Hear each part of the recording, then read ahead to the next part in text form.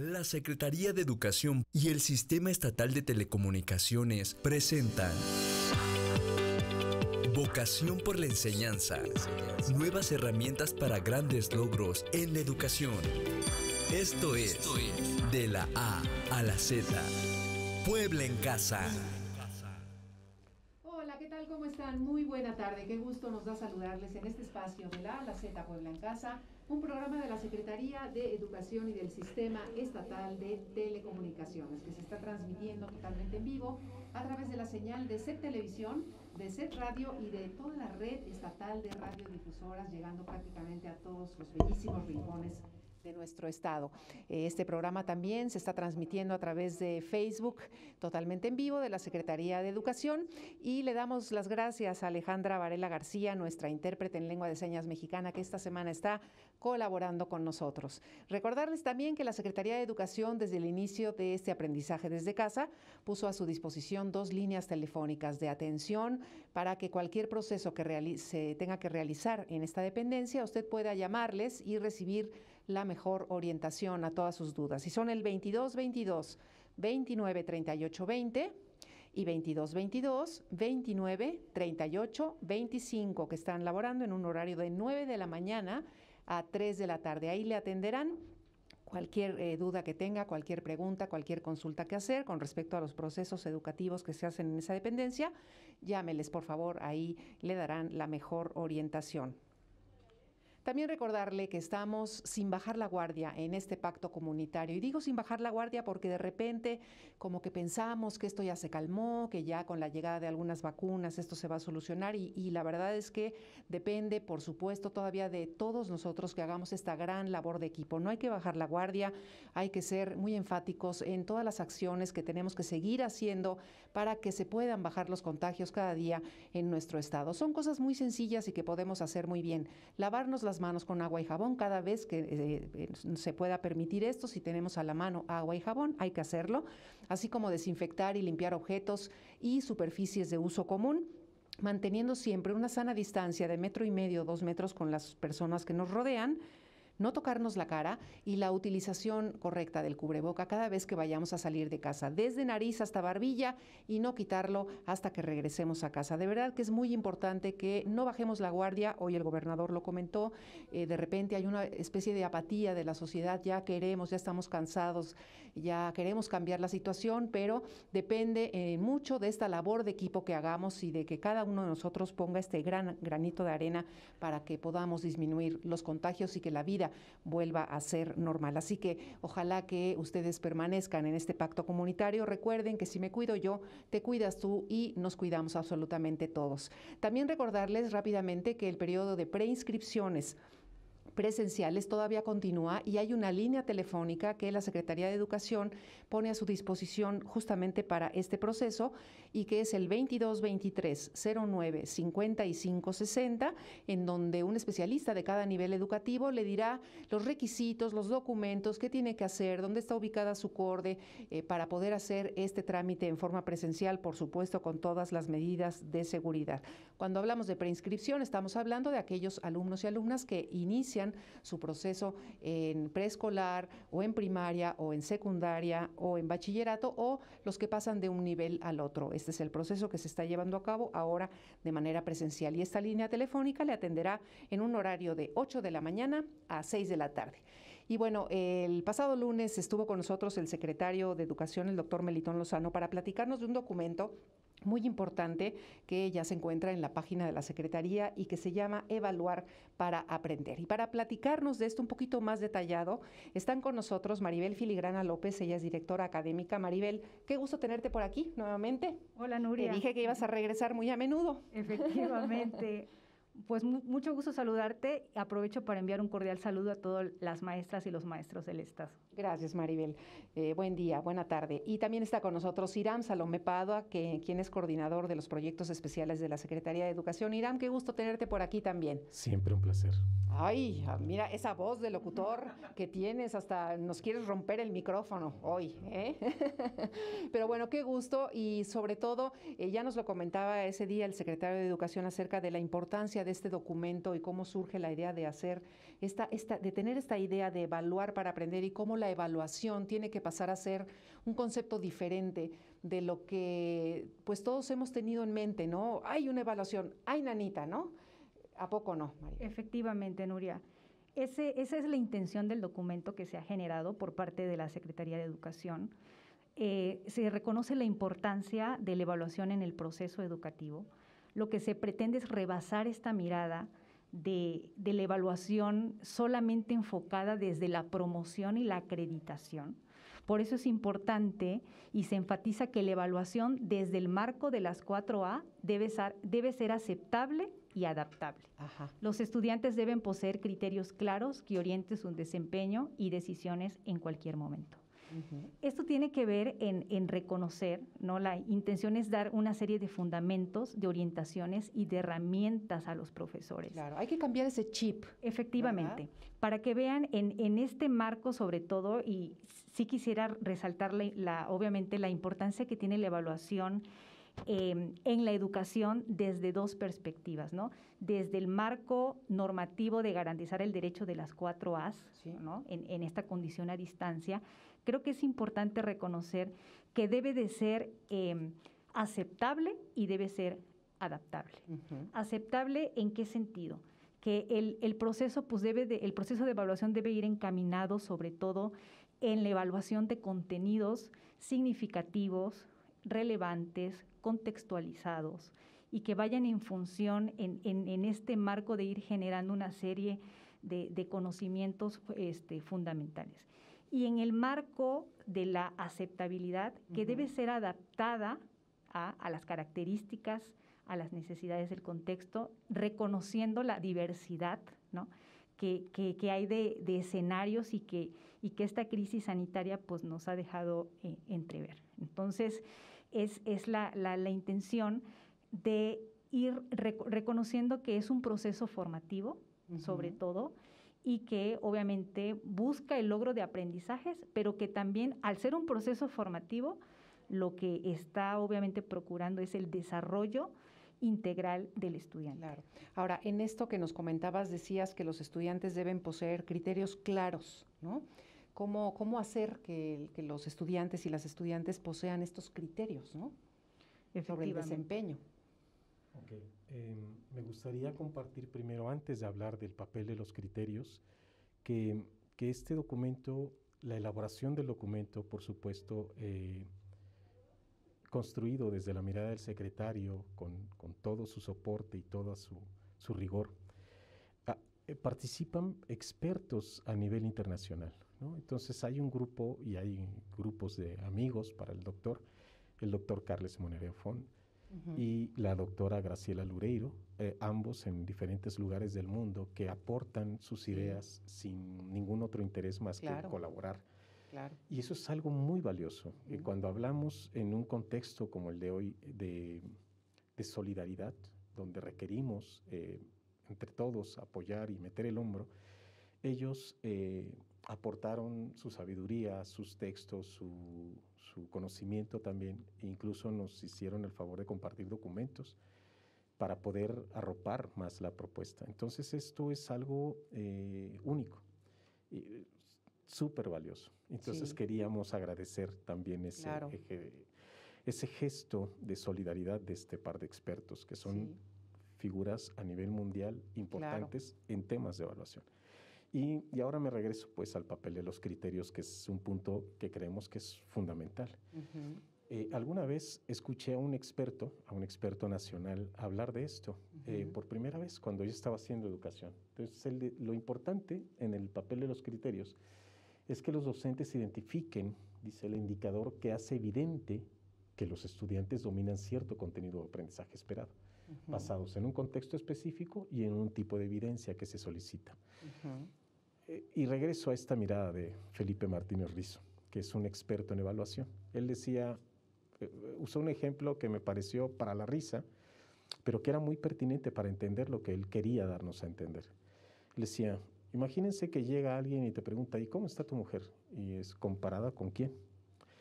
Este ejercicio, ¿no? ¿O comparada en qué? en la belleza, en la salud. ¿A qué te refieres, ¿no? exactamente? Entonces, en este sentido, el papel que juegan los criterios en contextos educativos es fundamental. Para yo poder decir que un estudiante acreditó o no un curso, que un estudiante va bien, por ejemplo, la pregunta es, ¿qué significa bien? Claro. ¿Cómo lo puedo desagregar? Y entonces los criterios cumplen esa primera tarea. Son como los elementos que conforman este conjunto de conocimientos que la persona debe poseer, o esta competencia. Pero siempre un criterio sigue siendo un elemento abstracto. Sí, claro. Y entonces no es Cuando posible. te dicen eres una persona con criterio, sí, ¿a qué se refieren? ¿A qué te refieres, no? Y en ese sentido, entonces se requiere algo que se conoce como indicadores. Y los indicadores son estas señales inequívocas de la presencia de algo.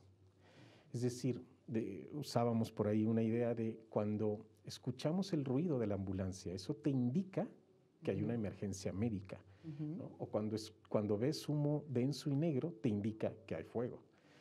En educación ocurre más o menos lo mismo y tenemos que ser capaces los profesores de construir indicadores finos. Es decir, hay una competencia, hay un aprendizaje esperado, que es una parte de esa competencia, pero el profesor debe ser capaz de diseñar indicadores que le permitan hacer evidente, por ejemplo, que un estudiante reflexiona sobre sus actos y decisiones para identificar las consecuencias. Independientemente del contexto.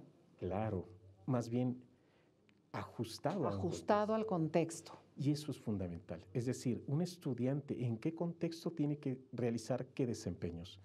¿Y qué me indica que ese estudiante efectivamente logró esos desempeños? Aquí lo valioso es que entonces mudemos la mirada de que antes cuando evaluábamos los maestros, evaluabas, por ejemplo, en un ensayo, si el ensayo traía portada, índice, introducción, título, no sé qué. Digo, no, a ver, espérame, esos no son los elementos que debemos buscar en la construcción del desempeño del estudiante. Por ejemplo, en un ensayo, y sí me tomé el tiempo de escribirlos, queremos revisar, por ejemplo, la escritura epistémica, es decir, la capacidad del alumno de decir algo en propia voz, ¿no? El respaldo, la evidencia del que se apoya, los argumentos, si es un argumento es solo una opinión, o la coherencia o la cohesión o la postura personal. Es decir, lejos de pretender que el ensayo tenga 40 páginas o 10, o si trae índice o bibliografía, los criterios que yo debo apelar deben ser garantía que hagan evidente lo que ando queriendo evaluar. Entonces los maestros tienen un llamado, este es el llamado, pues, a que ellos identifiquen de sus aprendizajes esperados qué le indica ¿Podríamos que decir eso que que es está más diciendo el fondo que la forma? Podríamos decir, sí. En este caso en particular, ¿no? Sí, es más el fondo que la forma. Efectivamente. Ese podría ser como el elemento sustantivo de esta idea. Y bueno, en todo esto nos vamos a un concepto que también comentaba el secretario el lunes y que ya lo ha platicado también con nosotros, que es la ética del cuidado en la evaluación.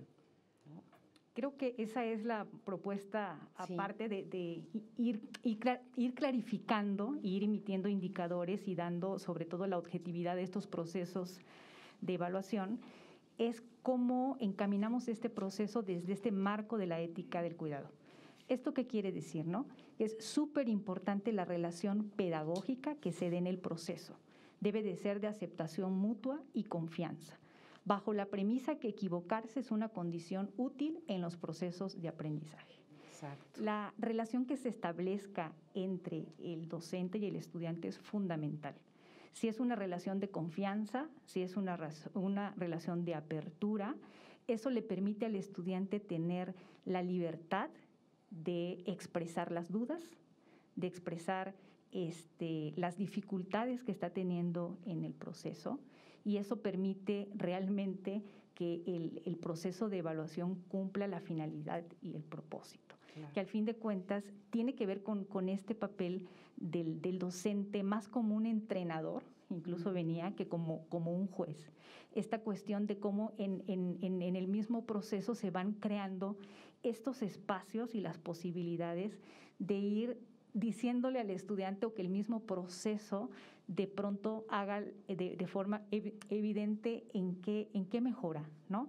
en dónde está teniendo las dificultades, que se vaya siendo consciente y que eso le permita, sobre todo, tomar la responsabilidad de su propio desempeño para que pueda entonces hacer ajustes y para poder entonces mejorar, ¿no? Si el proceso de evaluación no ayuda a mejorar el desempeño, entonces pues no tiene sentido, porque está centrada en esta mirada específicamente de ir fortaleciendo tanto los aprendizajes esperados que vienen enmarcados, pero sobre todo esta cuestión que tiene que ver con la toma de decisiones del propio proceso y de la autonomía en el estudiante. Entonces, bueno, esa es ante este escenario, creo que más que nunca se necesita de esa sensibilidad en el docente, se necesita de establecer estas cuestiones de una forma flexible para que pueda entonces adaptarse ese proceso a las realidades. Y entonces es un desafío, porque realmente es un desafío para todos en el marco de cómo vamos haciendo prácticas más sensibles, más centradas en la persona, ¿no? Eso es súper importante comentar que de pronto las recomendaciones siempre debe de ir encaminada al desempeño y no a la persona, ¿no? Y bueno, un poquito retomando este punto que dices de equivocarse es una condición útil en los procesos de aprendizaje. Bueno, con el anterior sistema de evaluación no nos era permitido la equivocación, ¿no? Cuando la vida es así, o sea, vamos aprendiendo y vamos viviendo en función de aquellos caminos que vamos tomando que no son a lo mejor los adecuados y bueno, pues retrocedemos o cambiamos de camino y así es la propia vida, pero ¿por qué de repente, no? Como que teníamos esta idea de que no, yo no me puedo equivocar porque si me equivoco ya saqué 0, ¿no? Efectivamente, y es a través del error, obviamente, en donde se aprende, pero sí deben de haber condiciones muy específicas, por eso es bien importante la relación pedagógica, el clima que establezca el docente, los ambientes de aprendizaje, para que haya estos espacios de expansión, de autoexpresión, de confianza y decir, no, pues no sabemos la respuesta, pero estamos en ese proceso y de forma a lo mejor colaborativa también podemos apoyarnos para llegar a lo mejor a ciertas. Y esto involucra no nada más a los docentes, obviamente a los alumnos, las alumnas y los padres de familia también, ¿no? Que tengamos como este chip un poquito diferente, ¿no? Y bueno, en este documento de Evaluar para Aprender hay una información muy valiosa que es justamente esta orientación para estos procesos de evaluación como lo estamos entendiendo ahorita, ¿no? Esta evaluación que tiene estas características, que tienen en cuenta el entorno de cada uno de los estudiantes, de los aprendizajes esperados. Sí, hay un conjunto de orientaciones que indudablemente, digámoslo así, son como la síntesis de toda esta propuesta en términos de las ideas. La verdad es que nos hemos tomado el atrevimiento de sugerir 2 de todas las que están en el documento y esperemos poder hablar de ellas. Por ejemplo, involucrar a los estudiantes en su proceso de evaluación a través de instrumentos que favorezcan la evaluación formativa y la reflexión del desempeño. Creo que este es un punto importante del que quiero desarrollar, ¿no? Y otra, por ejemplo, es que colabore con otros docentes para brindar seguimiento a sus estudiantes, que es una tarea que a veces la sentimos como una tarea aislada, individual y muy pesada. Entonces creemos que esto puede ser muy valioso si generamos colectivos, pero me quisiera detener en la primera. Cuando suena así la orientación parece sencilla la tarea, pero quizá valdría la pena hacer un ejercicio más reflexivo y profundo, ¿no? Cuando decimos que involucra a los estudiantes, ¿qué implica involucrar a los estudiantes y cómo le puedo hacer? Claro. ¿Se pueden involucrar los estudiantes de preescolar y los de primaria o solamente es para los de secundaria y bachillerato? Ajá. Es decir, ¿y qué puedo hacer? Es decir, si yo quiero que tú te involucres en algo, ¿qué hago para que construyamos este trabajo conjunto? Es decir, y si lo reflexionamos con profundidad, necesito que te interese, que le otorgue sentido y significado a la tarea, de tal suerte que un proceso inicial que el maestro necesita ante esta simple orientación es asumir que requiere trabajar con sus estudiantes para que ellos entiendan lo valioso que es involucrarlos en su proceso de evaluación. Y un segundo ejercicio es, el proceso de evaluación a través de instrumentos que favorezcan la evaluación formativa.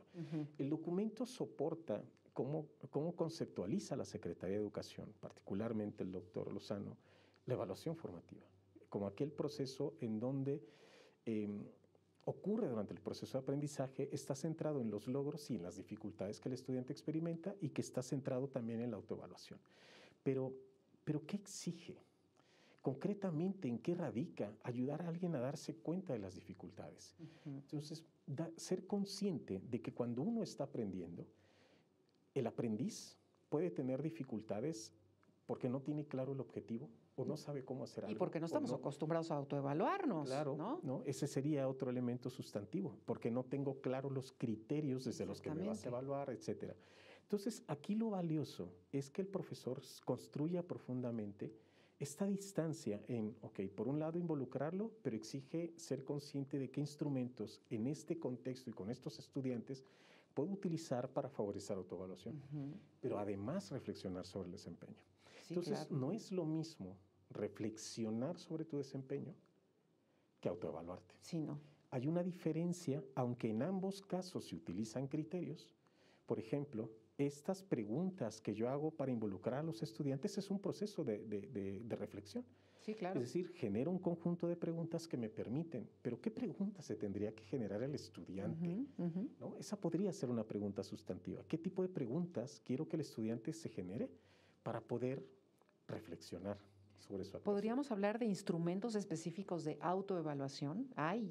Está plasmado en este documento qué tipo de instrumentos o cómo se llaman estos instrumentos para favorecer la autoevaluación. Claro que sí. De hecho, esa es como la intención profunda del documento. De hecho, me gustaría puntualizar, ¿no?, que el documento está pensado en 3 puntos.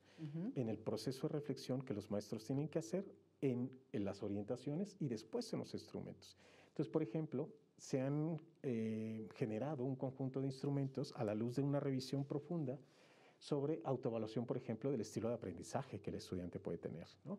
O una autoevaluación del propio desempeño en tiempos de pandemia. Así le hemos puesto al instrumento. Entonces, mira, muy bien.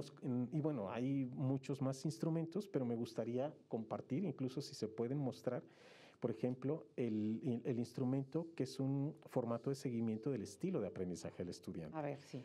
El ejercicio de este instrumento es que podamos ayudar al estudiante a detectar un conjunto de elementos claves sobre su propia actuación y que el estudiante mismo sea el que logre identificar, ¿no? Por ejemplo, este instrumento puede ayudar al estudiante a identificar qué procedimientos.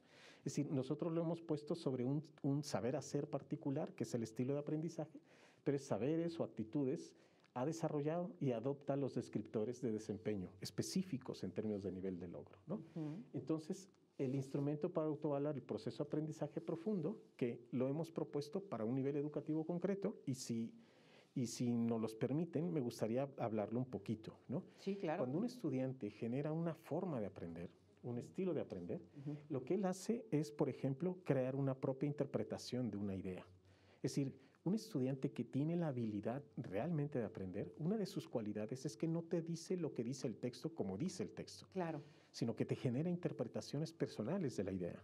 O es capaz de relacionar sus ideas con otros textos. También. O con eventos personales. Esto que dice el texto a mí me pasó, ¿no? Sí. Entonces, aquí lo importante es que el estudiante sea capaz de identificar cómo lo está logrando o todavía está en desarrollo o le falta trabajar en esto. Claro. Entonces, hay un conjunto de elementos que le permiten al estudiante reflexionar sobre la forma de aprender.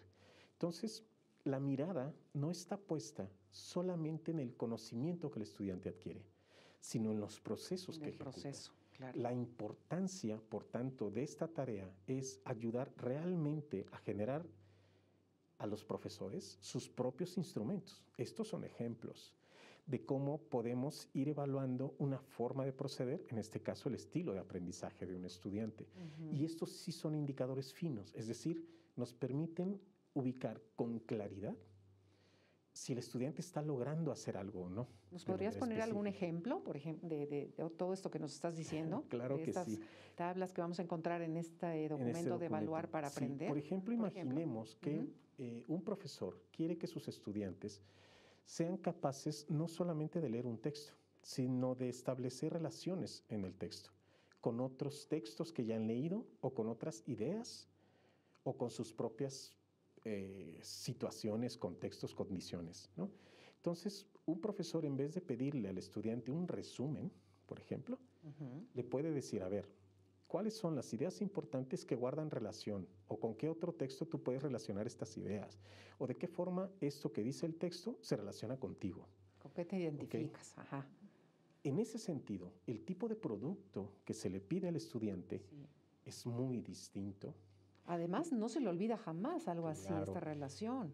Y lo valioso, y por eso lo decía el secretario de este ¿no? Dime cómo evalúas y te diré cómo aprenden tus alumnos. Esta tiene que ser la nueva orientación desde la que queremos construir esta mirada, ¿no? Esta es la intención profunda del señor secretario. Sí. Entonces, hay otro instrumento que nos pareció una joya. Lo adaptamos de un experto que alguna vez tuvimos la fortuna de conocer, al doctor Mario Rueda, que es la autoevaluación del desempeño en tiempos de pandemia, ¿no? Esta es una adaptación. Entonces, aquí lo valioso de este instrumento es que los estudiantes pudieran identificar cómo se están comportando, si lo están realizando o no. Por ejemplo, me voy a ir directo a los indicadores por cuestiones de tiempo. Dice, realicé las actividades solicitadas de acuerdo a las instrucciones establecidas por el maestro. Bien. ¿No? Y entonces yo ya puedo poner si lo he realizado con inconsistencias, si lo puedo mejorar o si lo he realizado bien, ¿no? Con disposición y esfuerzo. O centré mi atención en lo que el profesor me comparte, ¿no? O tuve a la mano el material necesario, o establecí un horario fuera de clases para dedicar tiempo a los avances. Es decir, hay un conjunto de preguntas que otra vez están centradas en el desempeño del estudiante respecto a. Claro. Entonces, lo que para nosotros es muy valioso es recuperar este conjunto de recursos que existen y que hemos estado construyendo para poder soportar, como ejemplo, que no son los únicos. Aquí lo valioso es que el profesor debe ser consciente de que debe adaptar los instrumentos. Claro, incluso si hay alguno que él considere o ella considere que se tiene que añadir, lo añada, ¿no? Exactamente. Dependiendo de los entornos de los estudiantes. Y entonces esa es como una de las condiciones y características que tiene este documento en términos de orientar, ¿no? El proceso que los docentes del Estado pueden llevar a cabo. Sabía que si nos iba a terminar el tiempo rapidísimo con ustedes, mi querida Maribel, pues la invitación está a que conozcan este documento, a que lo tengan en sus manos, a que lo lean, lo valoren, tanto si eres docente, por supuesto, o si eres alumno, incluso padre y mamá de familia. Creo que es muy valioso esto.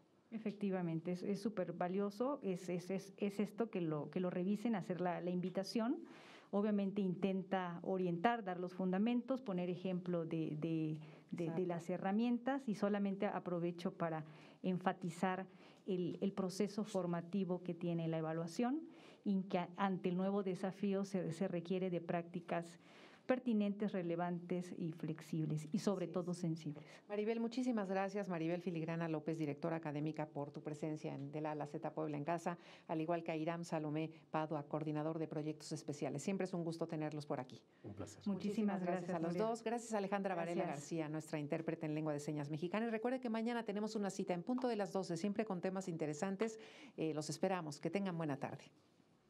La modernización de nuestras escuelas tiene como base los ejes de la nueva escuela mexicana, perfilando a las 4 A's: asequibilidad, adaptabilidad, accesibilidad y aceptabilidad, como el factor principal para brindar un servicio educativo que ponga al centro el aprendizaje de niñas, niños, adolescentes y jóvenes para la transformación social.